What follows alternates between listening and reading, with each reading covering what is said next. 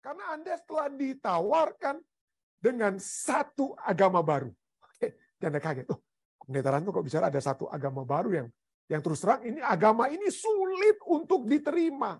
Oh, bukan sulit untuk terima, sulit untuk ditolak. Ya, kalau kita berpindah agama dari satu agama ke agama lain, waduh seringkali itu susah sekali. Tapi untuk berpindah ke agama ini gampang sekali.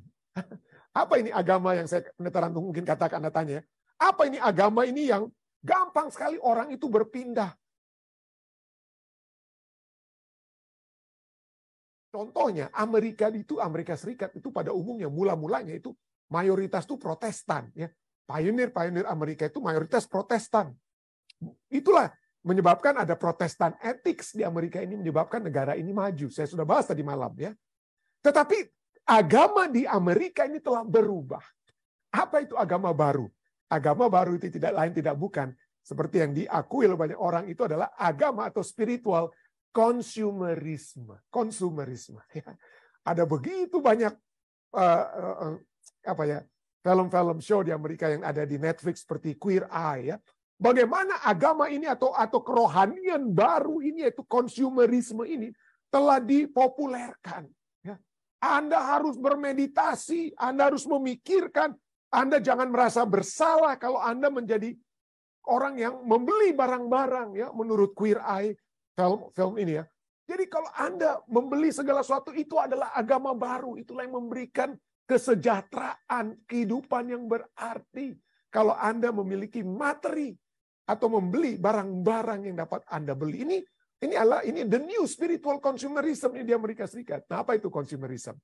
Consumerism didefinisikan sebagai sistem ekonomi dan sosial yang mendorong konsumsi barang dan jasa sebagai sarana untuk mencapai kesejahteraan. Seperti saya katakan tadi, dengan adanya online shopping, kita dijadikan raja, diantar.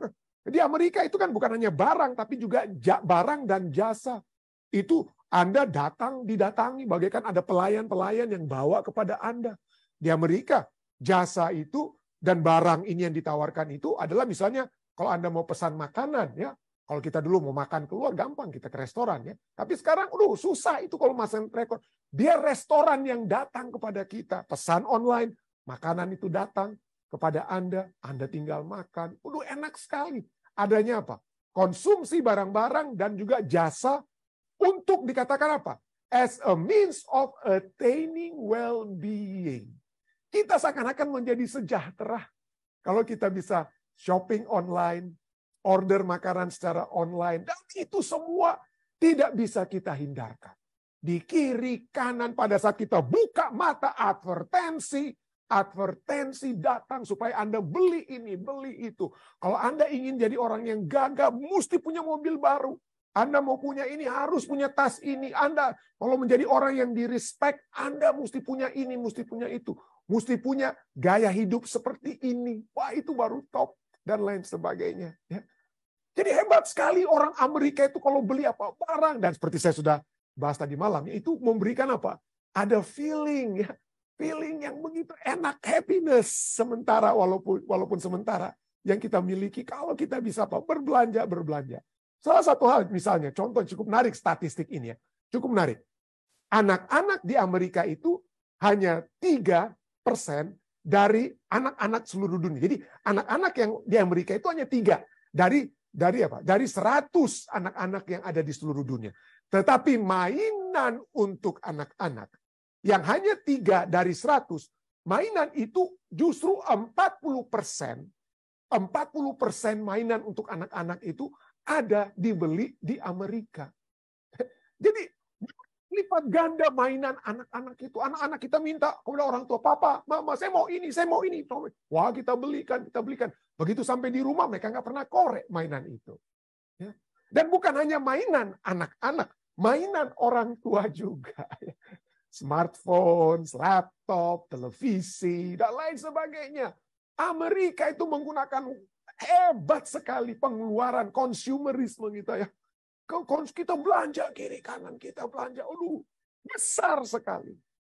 Nah, banyak Anda katakan, pendeta, tapi saya ini beli smartphone saya, ini pendeta saya beli waktu sale, Waktu lagi sale, waktu lagi apa itu istilah? Di diskon, lagi di courting. Berarti saya sedang save money, saya sedang simpan uang pada saat saya membeli smartphone saya ini. Dan itu yang sering ditawarkan ya. Orang-orang tawarkan, entah itu smartphone, baju, big saving. Anda sedang menyimpan uang pada saat Anda mengeluarkan uang, ya. Anda sedang simpan uang 50%. Waduh. Dan coba Anda lihat ya. Coba Anda lihat kalau ada, coba Anda lihat dari ini yang sering Anda lihat gitu ya. Ditulis kecil sekali kata spend, keluarkan $2.500, save-nya besar-besar. Anda menyimpan 20%. Keluarkan $1.000 sampai $2.500, Anda sedang menyimpan uang 20%. Spend 400, Anda keluarkan 400 sampai $1.000, Anda save 15%. Waduh, Anda bangga sekali. Pendeta Rantung, saya lagi simpan uang. Pada saat saya keluarkan uang 2.500, saya simpan uang itu 25%. Waduh, seakan-akan kita sedang beruntung. Kita dapat kurang lebih hampir $600. Anda tidak hitung, Anda sudah mengeluarkan $1.900. Kalau Anda spend 2.500, save-nya 25% ya. Kita lihat bagaimana penipuannya sih, bukan penipuan ya. Spend-nya itu huruf kecil, saving-nya itu besar-besar. Ya. Saving, itulah sebabnya dikatakan artikel demi artikel, seperti artikel di Medium Magazine ini, bahwa buying things on sale does not save you money. Kalau Anda membeli barang-barang yang di sale, itu sesungguhnya Anda tidak sedang menyimpan uang. Seringkali toko-toko itu sudah kasih naik dulu harganya, baru kemudian di courting, itu seringkali seperti di Indonesia ya. Tapi dari artikel ini, dari Medium artikel ini, those red stickers are costing you money. Seperti dibilang sale ya, lagi di sale ya, lagi di obral bahasa Indonesia, lagi di obral. Itu sebenarnya tetap saja Anda keluarkan uang ya. Tidak heran penulis artikel ini bilang begini. Ya. Naluri pertama Anda dikatakan your first instinct. Naluri pertama Anda saat melihat barang yang sedang diobral, yang di sale, mungkin waduh hemat ini ya. Saya akan menghemat uang untuk hal itu. Saya sedang hemat uang, saya sedang save money. In reality, namun pada kenyataannya Anda masih menghabiskan uang. In reality, however, you are still spending money. An item that cost $5, satu barang yang seharga $5 dan diobral menjadi $3.50, itu bukan sedang apa? Bukan sedang Anda menghemat $1.50.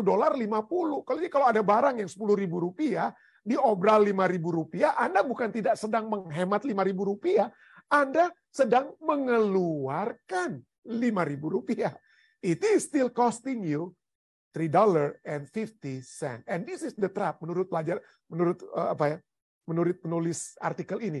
It is the trap that my mom, dia bilang ibu saya yang sering kali jatuh, dia pikir, waduh, saya puji Tuhan, saya beli cellphone ini, saya lagi sale, ya, dari $1.000 hanya tinggal $500. Saya cuma keluarkan uang $500. Anda tidak sedang menyimpan $500. Saat Anda beli ini Anda sedang keluarkan $500. Anda sedang keluarkan $500. Tentu saja ada kalanya Anda membutuhkan barang-barang. Tentu saja ada barang-barang yang Anda perlu untuk beli. Jangan tentunya beli waktu harganya lagi bukan diobral ya. Kalau barang itu adalah satu kebutuhan, Anda punya laptop, Anda punya cellphone, memang sudah hancur sama sekali, usahakan beli waktu lagi sale ya. Karena itu kebutuhan Anda ya, kebutuhan Anda. Kalau Anda ada uang, beli waktu sale. Kalau Anda tidak ada uang, tunggu sampai apa? Tunggu sampai ada uang dan beli waktu sale. Anda kan tidak mati kalau tidak punya cellphone ya. Orang tua kita, kakek-kakek kita dulu hidup itu tidak tanpa cellphone juga masih bisa hidup kita ya. Jadi kalau bisa tunggu dulu ya. Kalau tidak ada uang jangan berhutang ya. Jadi kembali ke poin ini ya. Anda pada saat barang diobral, Anda tidak sedang menyimpan atau menghemat uang. Kalau Anda mau menghemat uang, jangan waktu sale 100%. Kalau ada yang sales, kalau bukan 50%. Kalau ada sale 100%, ambil barangnya. Kalau sale-nya itu 100% ya.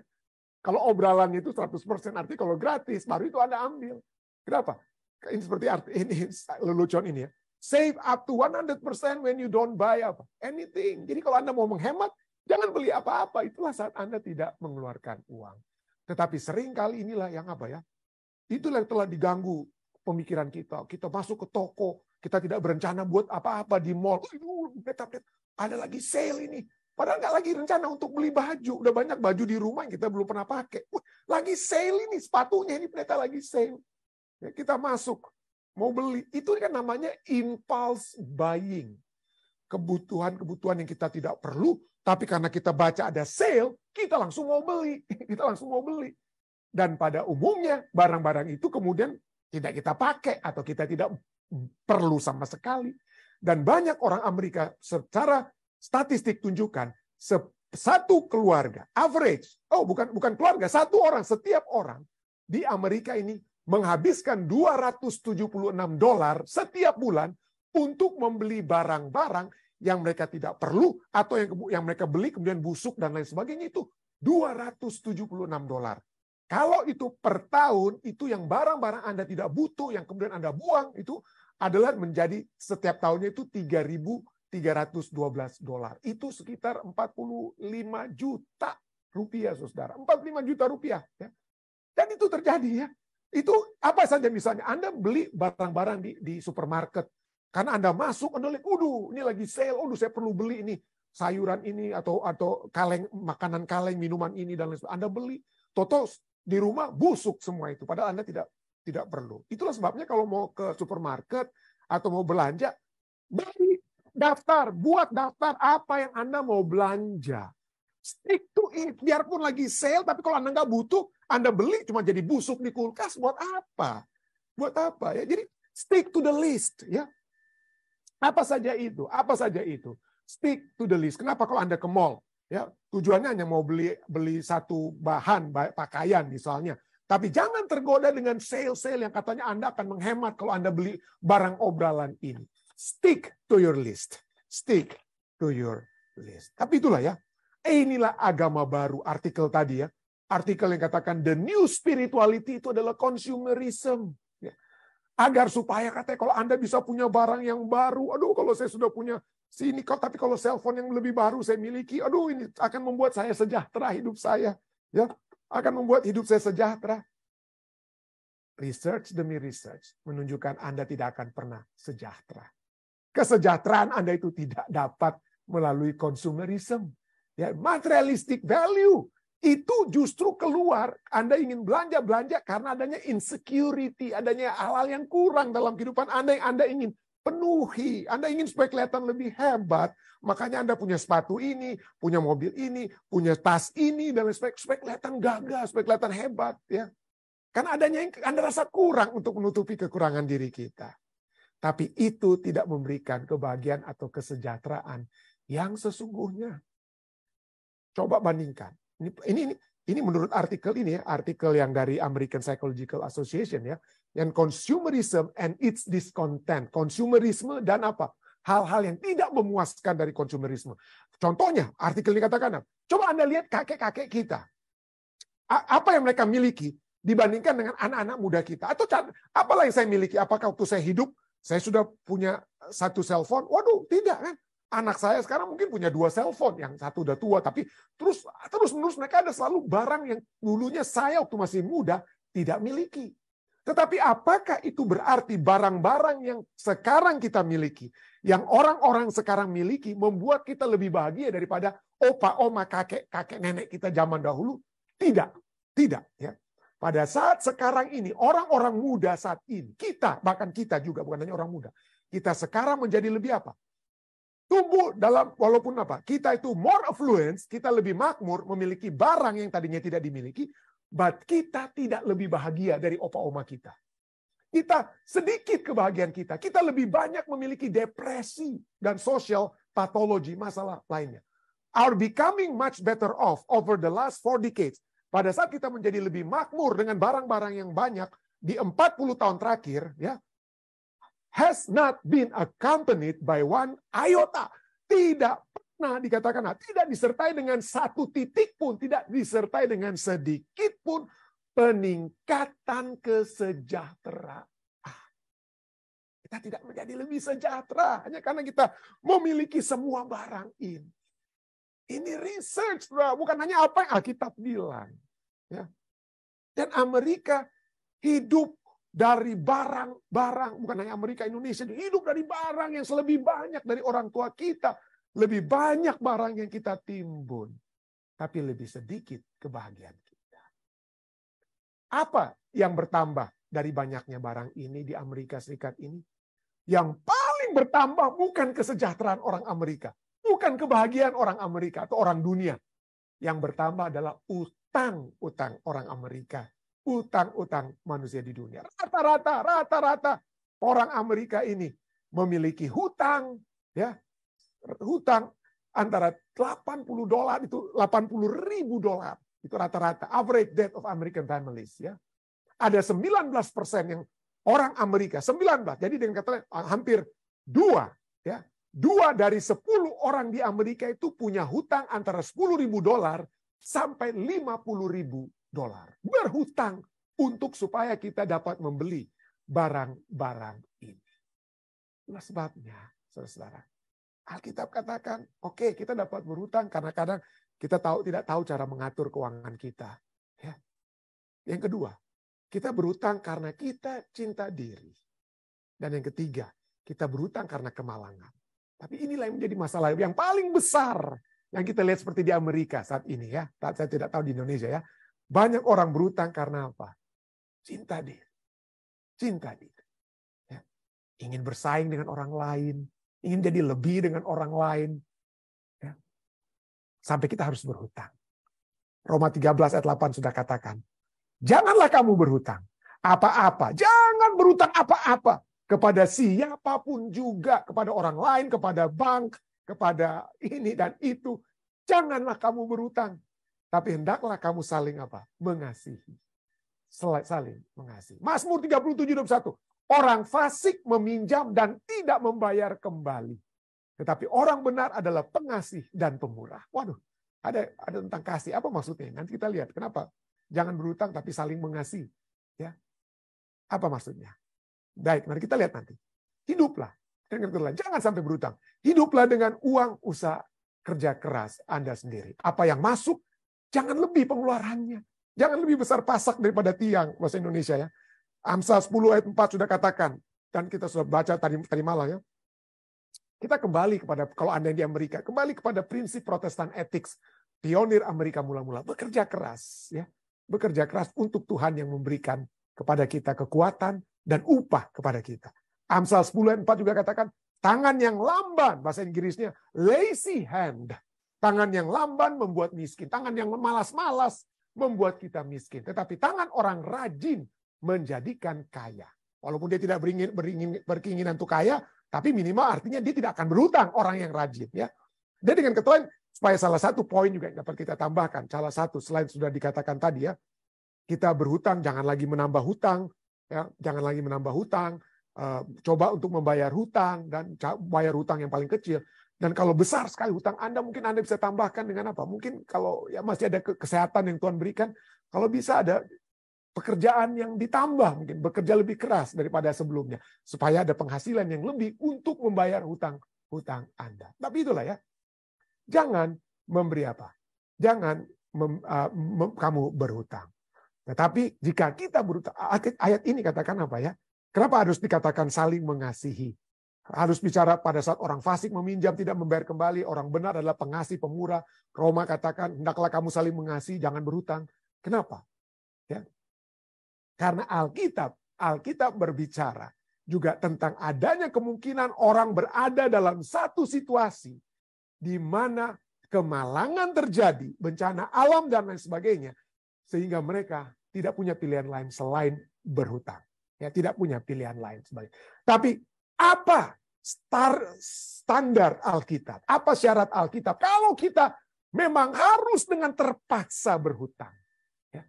Yang terpaksa berhutang. Keluaran 22-25. Ini bagi kita yang jika kita memiliki sedikit kelebihan untuk memberi pinjaman, maka ini dikatakan. Keluaran 22-25 katakan apa? Jika engkau meminjamkan uang kepada salah seorang dari umatku. Ini dalam konteks bencana-bencana alam, dalam konteks gagal panen dan lain sebagainya. Tapi jika itu terjadi, kemalangan itu, ya. Jika engkau meminjamkan uang kepada salah seorang dari umatku, orang yang miskin di antaramu, maka janganlah engkau berlaku sebagai seorang penagih hutang terhadap dia. Janganlah kamu bebankan bunga uang kepadanya. Ini sekali lagi berhutang dalam konteks bukan cinta diri, tetapi dalam konteks kemalangan. Oke? Dalam konteks kemalangan, bencana alam, sakit, dan lain sebagainya. Tapi pada saat Anda berhutang, jangan bebankan bunga kepada orang yang berhutang tersebut. Ulangan 23 ayat 19 dan 20 kata, janganlah engkau membungakan kepada saudaramu baik uang maupun bahan makanan atau apapun yang dapat dibungakan. Dari orang asing boleh engkau memungut bunga. Oke, ya, dari orang asing. Nah, inilah sebabnya orang-orang Yahudi pegang sekali ayat 20 Ulangan 23. Orang Yahudi di dunia saat ini adalah banker-banker. Orang-orang yang kerja di bank, yang tukang kasih pinjam uang itu orang Yahudi. Kenapa? Mereka tidak akan bikin bunga kepada sesama orang Yahudi seperti orang Islam syariah gitu ya, bank syariah. Tapi orang lain silakan dibungakan bagi orang Yahudi ya. Nah, pertanyaannya, apakah kita orang umat-umat Tuhan yang percaya ya? Apa kalau demikian boleh kita jadi rentenir? Oke, saya katakan jangan bawa diri kita kepada pencobaan. Kenapa? Karena pinjam-meminjam ini seringkali seperti yang kita akan pelajari itu sangat-sangat tidak mengenakan. Jauhlah kita dari pencobaan. Ya. Janganlah kita jadi rentenir. Ya, jangan kita. Tapi ini dipakai ya. Dari orang asing boleh engkau memungut bunga, tetapi dari saudaramu janganlah engkau memungut bunga, supaya Tuhan Allahmu memberkati engkau dalam segala usahamu di negeri yang engkau masuki untuk mendudukinya. Jadi jangan kata kepada saudara-saudara kita jangan apa? Jangan memberi apa? Pinjaman dengan apa? Dengan bunga. Jangan memungut bunga. Jika ada umat Tuhan, sesama umat Tuhan yang menderita kemalangan misfortune, langkah pertama di jemaat saat ini untuk praktikalnya, mari kita bersama-sama di dalam kasih seperti tadi ya.